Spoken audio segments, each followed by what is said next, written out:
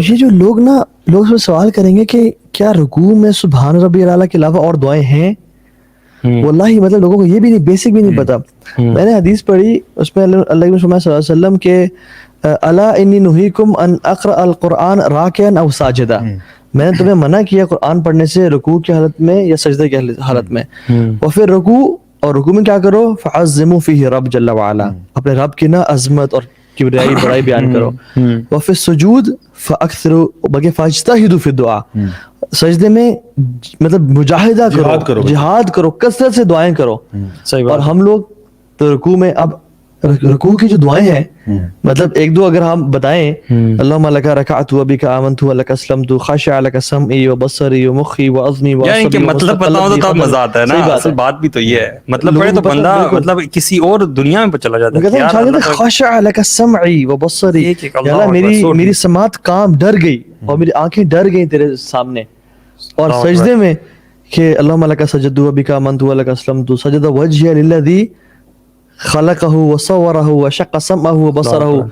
اور دعائیں مطلب انسان کثرت سے جب مانگنا شروع کرے سجدے میں. عبداللہ بن مسعود نے نا ایک دفعہ اللہ کے نبی کے ساتھ نماز پڑھی، اور اس میں جب وہ ساتھ کھڑے ہوئے تو اللہ کی نے سورہ بقرہ شروع کر دی. اچھا رسول صلی اللہ علیہ وسلم نا خاموش نماز میں، جب وہ آئے تو سورہ بقرہ شروع کی. مطلب اس سے پہلے اللہ کے رسول واز ان صلاح and he was thinking and thinking and thinking not deciding anything. ہم لوگ شاید یہ کبھی کریں ہی نا، ٹھیک ہے. اور آئے سورہ بقرہ شروع کی، انہوں نے سوچا کہ 100 آیات پہ رکوع کر جائیں گے. عبداللہ بن مسعود نے سوچا کہ اللہ کے 100 آیات پڑھ کے رکوع کر لیں گے، کیونکہ 10 آیات 100 آیات اور 1000 آیات کی فضائل ملتے ہیں. تو انہوں نے کنٹینیو کیا، انہوں نے کہا چل سورہ بقرہ پڑھ کے رکوع کر لیں گے. سورہ آل عمران شروع ہو گیا، پورا کنٹینیو کیا. سورہ النساء، بلکہ سورہ النساء پہلے پھر سورہ آل عمران پہ آئے، اور تینوں ہی 5.5 پارے پلس بنتے ہیں. ابن مسعود چونکہ بچے تھے، کہتے ہیں I had an evil thought in my mind، میں نکل جاؤں یہاں سے نماز چھوڑ کے. اچھا یہ جو بات بتانے کی ہے وہ ہے کہ the رکوع was close to the قیام. 5.5 پارے کا ٹائم لگائیں. اچھا ہمارے 5.5 پارے نہیں، کیونکہ ان کی نماز کے بارے، ان کے قرآن کے بارے میں آتا ہے کہ وہ ہر آیت کے بیچ میں وقفہ کرتے ہیں. جہاں جنت کا ذکر آتا ہے وہ کہتے ہیں اللہم انی اسألک الجنہ، اور جب جہنم کا آتا اللہم اجرنا من النار، اور دعائیں کرتے. صحیح بات. اور پھر سبحان اللہ ان کا رکوع، اور پھر سجدہ واز کلوز ٹو رکوع. اور ایون جو قیام ہے نا رکوع کے بعد سجدے سے پہلے، اٹ واز کلوز ٹو رکوع. ہاں بالکل، وہ وقفہ جو ہے. ہم لوگ کیا کرتے ہیں؟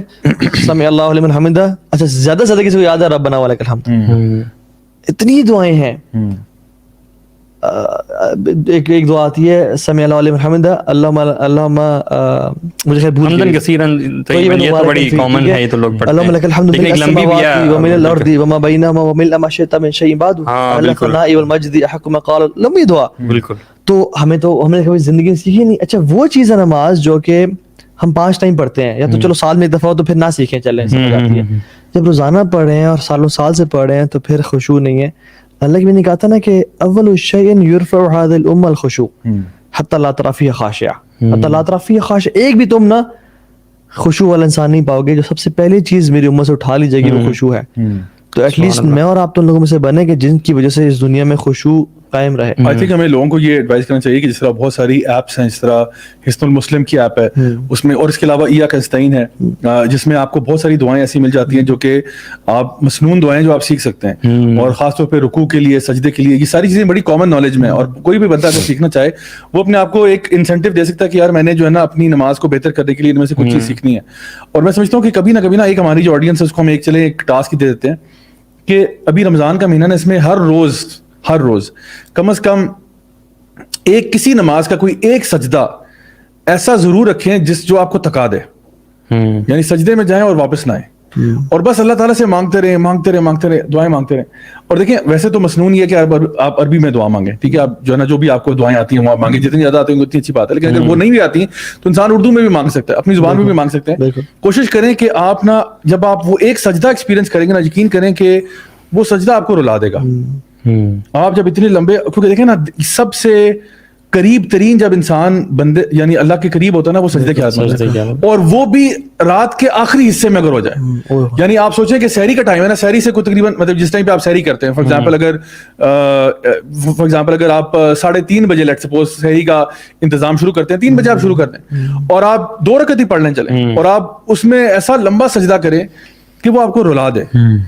پھر آپ دیکھیں کہ وہ آپ ایمان کے علاوہ, کیونکہ اس سے زیادہ قریب کوئی وقت نہیں ہو سکتا, کوئی پوزیشن نہیں ہو سکتی جہاں پہ آپ اللہ سے قریب ہیں. اور اتنے جب اللہ کے آپ قریب آ چکے ہیں, پھر مانگو جو مانگنا چاہتے ہو. اس لیے ہمارے علماء کہتے ہیں نا کہ تہجد کی نماز جو ہے وہ ایسا تیر ہے جو اپنا نشانہ مس نہیں کرتا کبھی. تو آپ اپنا یعنی جو بھی آپ نے چیز اللہ تعالیٰ سے مانگنی, تو میں نے کہا تھا نا کہ وہ پہلے سے آپ کو پتا ہوگا کہ میں نے اللہ سے یہ چیز مانگنی ہے آج. اور دیکھیں جب مانگنا اللہ سے مانگا جاتا ہے نا, تو پھر آپ ڈنکے کی چوٹ پہ مانگ کریں. یعنی زیادہ مسکین بننے کی ضرورت نہیں انسان کو کہ یا اللہ پتہ نہیں تم نے دینا تو دے دے, ورنہ کوئی بات نہیں میں گزارا کر ہی لوں گا. اس طرح دعا نہیں مانگی جاتی. آپ کہتے ہو یا اللہ تو کائنات کا مالک و خالق ہے, یا اللہ مجھے عطا فرما دے. ویسے بھی جیسے آپ اللہ کے گمان رکھتے ہیں اللہ کے بارے میں, اللہ تعالیٰ ویسے ہی معاملہ کرتے ہیں. لوگ جو ہے نا وہ زیادہ ہی کبھی کبھار نا دعاؤں میں بھی بہت مسکین بن جاتے ہیں.